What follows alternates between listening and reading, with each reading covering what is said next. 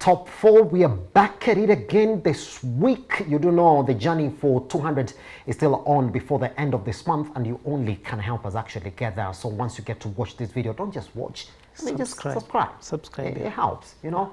There's that thing that they call also the YouTube algorithm. So once you're there, just like it so that other people can actually watch it. And if you hate it, just like it so other people can hate it more after they watch it as well, isn't it? All right, my name is Elijah Charles Kiag.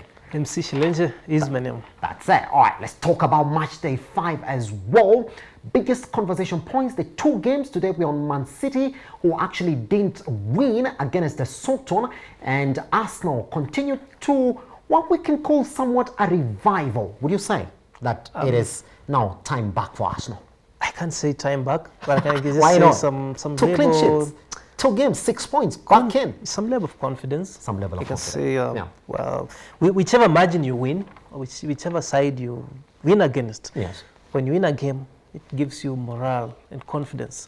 This confidence that can push them up if they are able to play these lower sides in some good run of games. If they can be able to get results in that game, they can build their confidence. Maybe the players who are not playing well again, they can come back in the game with the same morale to help us maybe get into better places. Here's the thing, if you Arsenal fans are watching right now, I know we are facing Tottenham again in the North London derby on match day 6. A chance for us to be level on points with them. And remember, this guys actually won the first 3 games. And everybody was talking about how Tottenham was the best now. They look solid, they look stable. Shilenje, do you think that Tottenham and Arsenal find themselves in the same state? This is one and the same.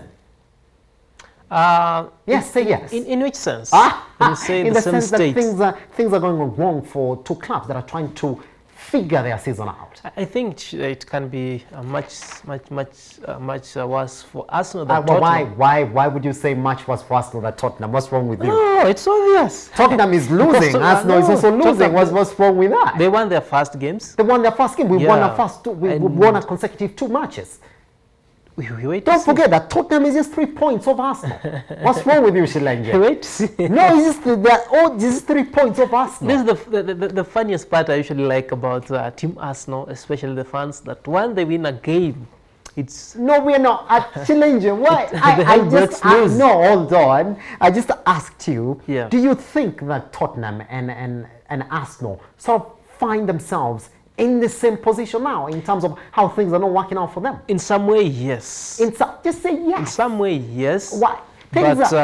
For Tottenham looks a bit pretty better than Arsenal. Why though? Why? Because Arsenal has players coming back to that team that were not there. No, you see, it looks as if things are clicking for them. No, with Tottenham, as much as they are struggling, they can point out to the fact that they are also playing in European football. But the Conference League that nobody wants to play. No, everybody was struggling to play there. Arsenal wanted to play in the Conference League, but they failed. But after we failed, we said we would rather not play in the Conference League. But here's the thing, though. When you look at Arsenal's performances in the last 2 games, I mean, we say that they had to turn around the season. Then they've got the results. And let me ask you this. It's because some players are coming back. If you look at a player like Magalhaes and Tomiyasu and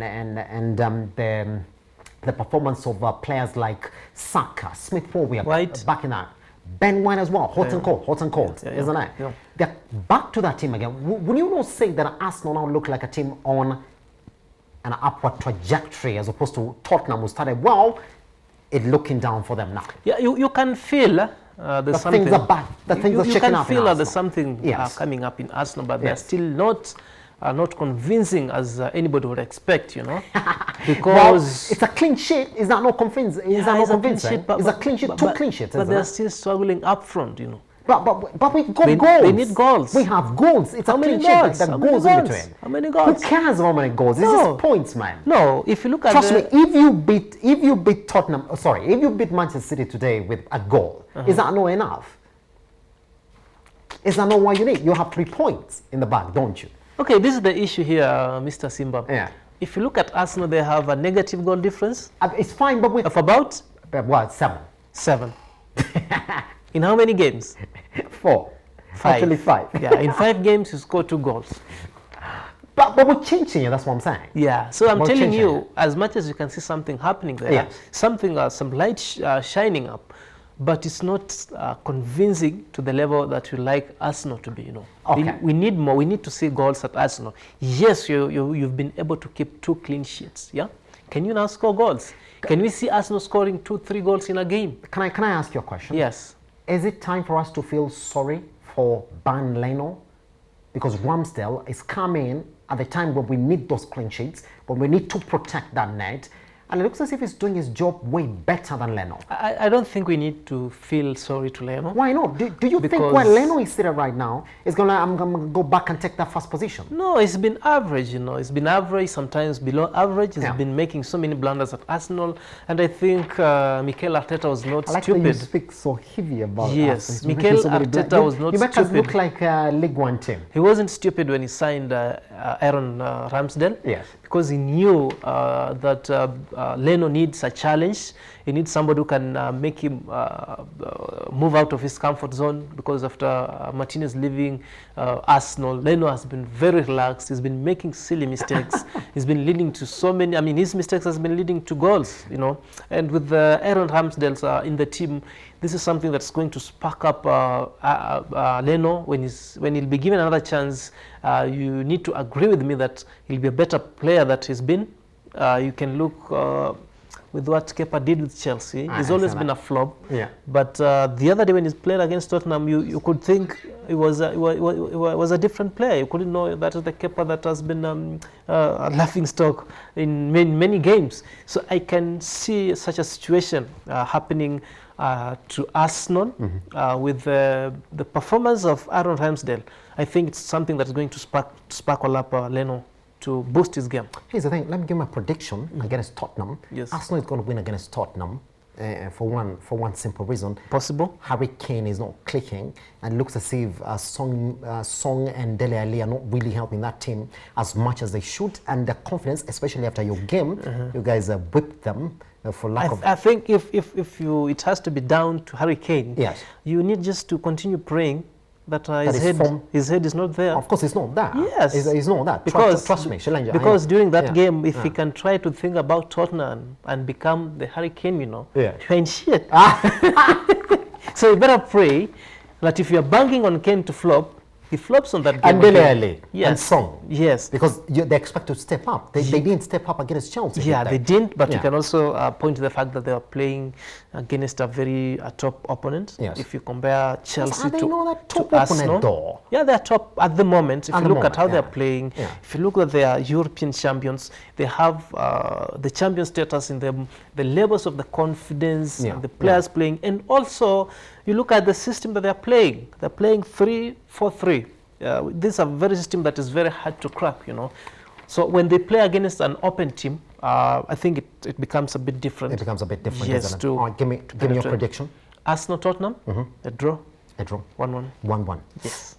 Scoreline? Who's on it? Anybody. Anybody? Yes. All right, I give it 2-1 to the Arsenal. Why? Because I know Tottenham are not doing so good right now. All right, let's move on to the last one. Can we say Guardiola is fired as expected? I say this, I will say it again. He's misled.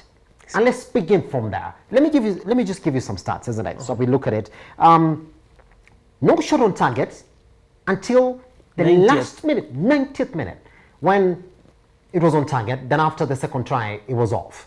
That's it. But they had 16 shots on target. And Gundogan kept on missing sitters that any other striker, and we joked about this, even an average Tammy could have scored. Apparently, according to Chelsea, Tammy was quite average. So let him walk. Another story even there. Shamak could have scored those chances, yeah? Likely, yes. Do you think that that's where now the rubber meets the road? That those games where you need a player to come in with individual brilliance, just like you guys have looked at. It's now catching up. Yes. I think there's something we talked about in the beginning of the season, that at some point you need the top man. You need somebody who can make the difference when the game is thick, When you're playing this side, the likes of Southampton, the likes of Burnley, Everton, these are the kind of teams that can decide they're going to frustrate you. Yes. That they only need a point. They don't care what happens. They just need a point, and they're going to defend for the entire game. If you don't have a top player, a top quality, who can take matters into his own hands and use his individual brilliance to break up these teams, of course you're gonna have a problem. And if Guardiola doesn't have an answer as early as now, then he's gonna have the same problems deep into the season, and maybe many of them. Question, Ben, what do you think is the priority for Pep this time around? Number one, it's coming from a 6-0 defeat, to Leipzig. Of Leipzig, isn't it? Yeah, he won. He won 6-0. It was a victory. No, it was 6-3. 6-3. Yes. Yeah, they scored 6 goals. That's exactly. Actually, it was. 6-3, isn't it? Yes. That's the same players. Actually, majority of them were playing that game, and they scored 6 goals. Then you come back to Soton, and then you don't score. Do you think tired legs, or just you do not have a striker? I don't think it should be. These are two different competitions. Yeah.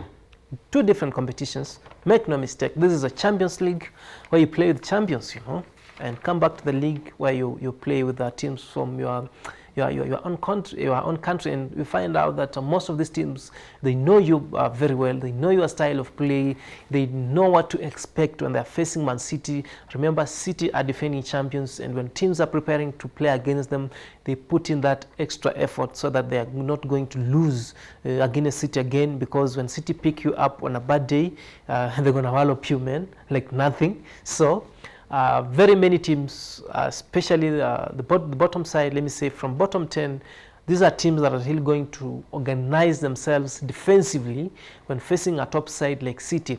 So when you don't have that extra man who can break up them, it's always going to be a problem for you. And do you think teams like Arsenal now that are not in Europe are going to find fresh legs to get in the Premier League each weekend once we're done with the week? Is that going to be the difference for them? I don't think so. They need something extra, just apart from using every time somebody says Arsenal, you always find something. Yes. No. I always need to be very objective. Yeah, I need to be very objective and real to Arsenal, because they need something extra. They know they don't need to bang on the fact that these guys are playing in Europe, because if you look at their squads, man, if you look at the depth of Chelsea, they can play that's two different teams comfortably.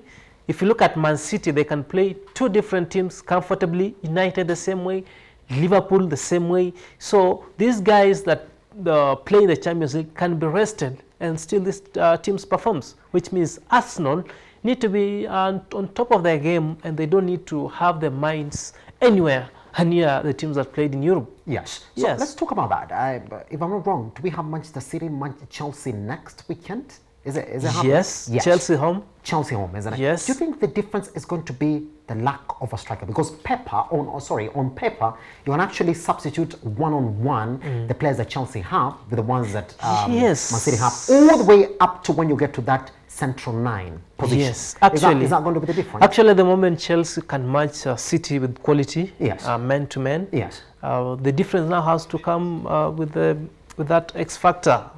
The striker. As a striker. Yes, and also... So are you predicting that it's going to be easy for Chelsea to win against City? It's never easy. It's never easy. To win against City. Despite that, but I expect going head-to-head, especially now, with also the manager's tactics. This is Tuchel against Pep.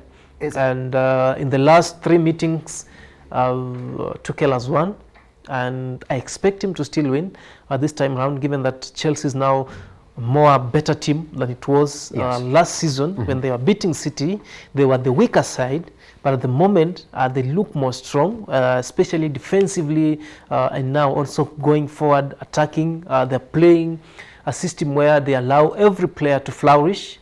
They're having so many different goal scorers, which is bound to give City problems, and they also have confidence above City, given that they beat them in the Champions League, in the FA, and in the second leg of the Premier League.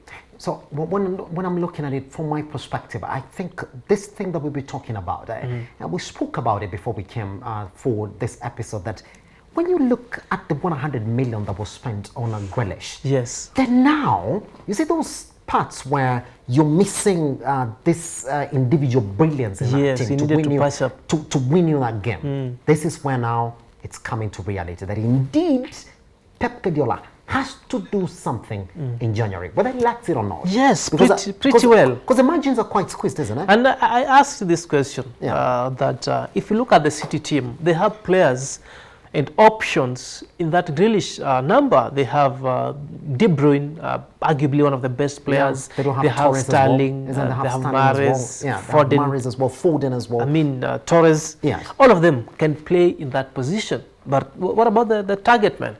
It's a priority that City needs to and must buy a striker in January. Oof, looking forward to that derby as well. Are you? If you are, you know what to do. Yes. That 200 mark journey is exactly what we need, for visibility, so we can have fun together. Subscribe down here and also leave a comment and also like it. That's it.